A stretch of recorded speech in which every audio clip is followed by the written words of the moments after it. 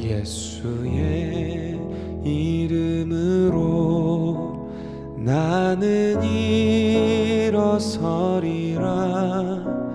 주가 주신 능력으로 나는 일어서리라. 샬롬, 반갑습니다. 복된 금요일을 시작합니다. 오늘은 사도행전 4장 1절로 12절 말씀. 오늘 우리에게 질문한다면, 오늘 우리에게 질문한다면, 이 제목으로 말씀 나누고자 합니다. 여러분, 이런 기사를 봤어요. 점점 더 갤럽에서 조사한 것인데요.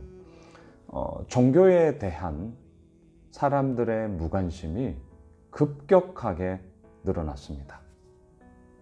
어떠한 조사에 의하면 기독교 인구가 18% 정도다, 이렇게 얘기를 하고 있어요. 이제 20%도 채 되지 않습니다. 자, 왜 이렇게 사람들이 기독교로뿐만이 아니라 이제 종교라는 이 부분에 있어서 왜 이렇게 탈종교화가 되고 있을까? 그것에 대한 50% 이상의 대답이 무엇이었냐면 관심이 없다였어요. 종교의 부패, 잘못되어짐, 또한 그러한 연약함의 모습들, 이런 것들에 대한 실망도 있죠. 물론 있죠. 하지만 이거의 수배 이상으로 그냥 관심이 없어서요. 관심이 없어서. 관심이 없으면 어때요? 질문 자체가 없죠. 사랑의 반대말은 미움이 아니라 무관심이지 않습니까? 자, 이러한 세상을 우리가 살아가고 있어요. 자, 그러한 세상 가운데 오늘 말씀 제목처럼 우리에게 질문한다면, 자, 질문이 없는 이 세상을 살아가고 있고요. 그럼에도 그러한 세상을 살아가면서 우리가 질문을 받는다면 우리는 그 질문에 대해서 무엇이라 대답을 할 수 있을까?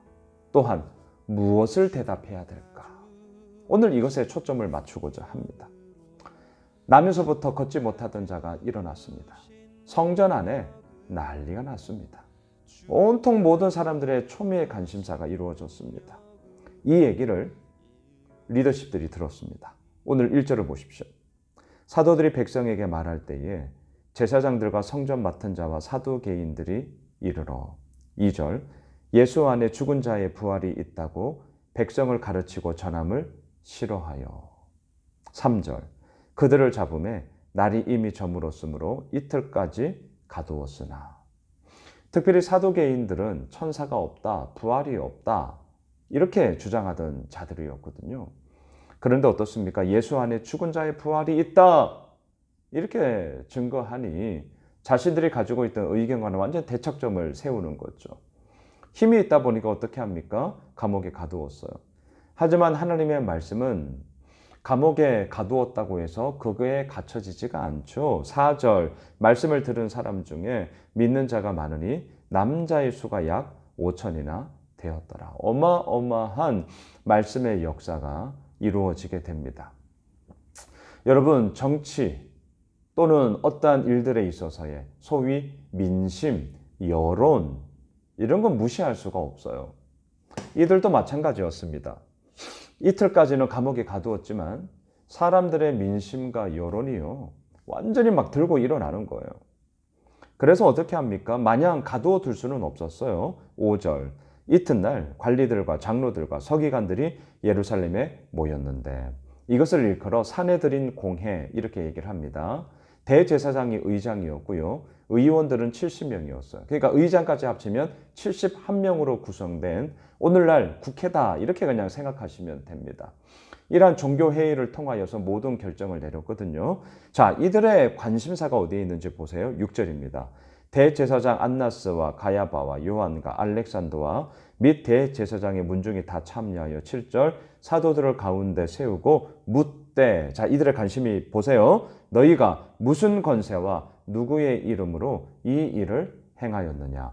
그 당시 이 모든 일들, 특별히 성전 안에서 이루어지는 일들을 허락해주고 컨펌해줄 수 있는 권세는 누구에게 있습니까? 본인들에게 있었거든요. 자기 허락 안 맡았다는 거예요. 무슨 권세와 누구의 이름으로 이 일을 행하였느냐? 책망이었습니다. 질문처럼 보이지만 왜 너희들 우리의 컨펌 받지 않고 너희들 멋대로 하는 거야? 책망이었어요. 이들은 이 상황을 버틸 수가 없었어요. 아니, 견딜 수가 없었어요.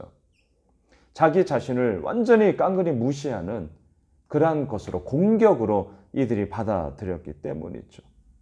그런데 베드로와 요한은 너무나도 분명하였습니다. 9절로 내려가 보십시오.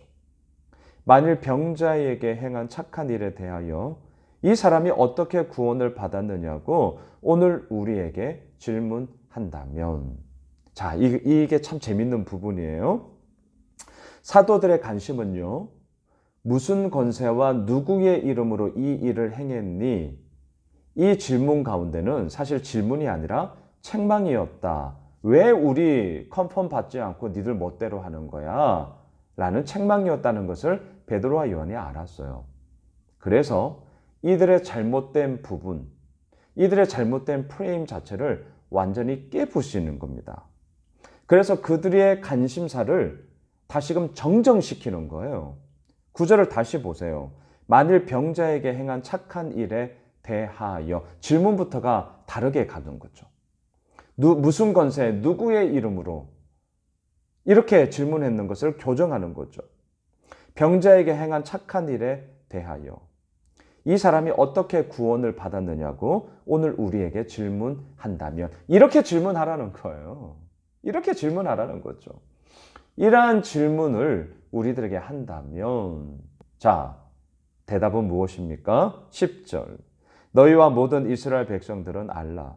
너희가 십자가에 못 박고 하나님이 죽은 자 가운데서 살리신 나사렛 예수 그리스도의 이름으로 이 사람이 건강하게 되어 너희 앞에 섰느니라. 산헤드린 공회의 의원들, 힘과 권력을 가지고 있는 자들은 자신들의 기득권을 유지하면서 무슨 권세와 누구의 이름으로, 이 말은 왜 우리의 허락을 받지 않고 네 멋대로 하냐라는 공격이었다는 것 속에 베드로와 요한은 들어가지를 않았어요. 오히려 완전히 다른 관점과 이들의 잘못됨에 대한 바른 질문으로 교정을 하고 있는 거죠. 무슨 권세와 누구의 이름으로 이렇게 질문할 것이 아니라 뭐예요? 이 사람이 어떻게 구원을 받았느냐, 이렇게 질문을 해야 된다는 거죠. 여러분, 이게 우리의 관심이 되어야 합니다. 누구의 이름으로 한 거야? 무슨 권세로 한 거야? 이런 질문이 아니라 어떻게 구원을 받았는가? 어떻게 구원을 받았는가? 그 질문을 보면 그 사람의 관심사, 그 사람의 마음의 무게중심이 어디에 있는지를 우리는 알기 때문이죠. 자, 이 질문 앞에 오늘도 우리는 대답할 수 있습니다. 무엇이었습니까? 나사렛 예수 그리스도의 이름이었죠. 말씀을 정리하겠습니다. 예수오미술 교회가, 또한 우리 모두가 예수 그리스도를 믿는 자로서 이 세상을 살아가며 또한 주님의 증인으로서 나아가야 할 그 모든 삶의 여정 가운데 우리들의 대답은 오직 하나죠. 예수 그리스도. 어떻게 구원을 받을 수 있냐고요? 예수 그리스도. 어떻게 강건함을 얻을 수 있냐고요? 예수 그리스도. 어떻게 우리의 삶의 바른 길을 걸어갈 수 있냐고요? 예수 그리스도. 무슨 권세와 누구의 이름으로 나아갈 수 있냐고요? 예수 그리스도. 세상은 우리들에게 공격합니다. 세상은 오늘 우리들에게 비아냥합니다. 왜 자기들의 틀로 들어오지 않냐고 우리를 조롱합니다. 하지만 그러한 세상 한가운데 우리가 살아가며 오늘도 우리가 답할 수 있는, 오늘 우리에게 질문한다면 우리의 대답은 하나입니다. 예수 그리스도. 이 분명함을 가지고 오늘 금요일 하루 우리 시작하고요. 또한 우리들의 모든 삶 가운데 나사렛 예수 그리스도의 이름으로 이루어지는 놀라운 생명의 역사를 마음껏 누리게 되는 그런 복된 한 날 되시길 주님의 이름으로 축복합니다. 예수의 이름으로 나는 일어서리라. 주가 주신 능력으로 나는 일어서리라. 서리라.